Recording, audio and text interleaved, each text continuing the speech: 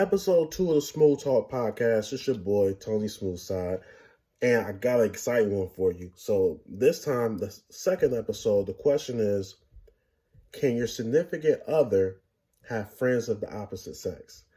And to answer that, I have to refer to a theory that I made called the biorhythm theory. The way biorhythm theory works is people that are on the higher end of the biorhythm scale typically are thinking about big world things. They're thinking about changing the world. They're thinking about things from a macro level. They're thinking about complete picture, right? Long term. And then people on the lower end of the scale are thinking check to check, meal to meal, day to day. And they're thinking about instant gratification and things like that. If somebody, male or female, is on the lower end of that scale, then I typically wouldn't trust them to have a lot of friends, because those people are the type that seek instant gratification, and they're around other people who seek instant gratification, and the propensity of something bad happening is definitely multiplied, right? But if somebody's on the higher end of that scale, I can trust them a lot more because they're in an environment around different people, and the way that they were raised, they were put in an environment where a lot of that stuff, as far as like people cheating on people and, having friends with benefits and stuff like that, is actually looked down upon. So the chance of them doing something like that is a lot lower. So that's the first aspect of it.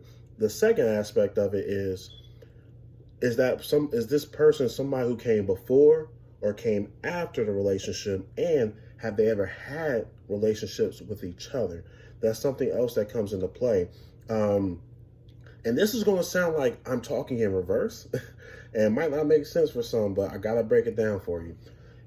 If a guy is friends with a woman and he's been with her before, maybe just one or two times, something like that, for them to be friends going forward, I think there's a strong chance that they can be friends and nothing can happen. And the reason being is guys are extremely curious, right? So if a guy's with someone that, friends with someone that he thinks is highly attractive and never been with that person, and, certain things line up, the guy might be a little curious and could possibly do something. However, if he's already did something with that person, there is no curiosity, already moved past that stage, the chances of that happening again, especially when both people have moved on and there's nothing there, is dead. There's nothing to really worry about. So I actually think about that in reverse than what most people think about it. As far as for women, I believe that it's about what that person represents and brings to the table, how that relationship works. Because the thing is, a relationship is a give and take. So somebody has to give something, somebody has to take something, and it needs to be both people doing that, right? So what is the reason for the relationship, and why is it still existing? If it's something like, oh, we're work buddies, and everybody goes out to have fun sometimes, and it's a group setting, okay, I know why. There's a reason why. Okay, these people work together, they are friends outside of work, and they do it in a group setting, cool. If it's, oh, well, this person likes me and treats me nice because they like me, then eventually they're going to want something out of that.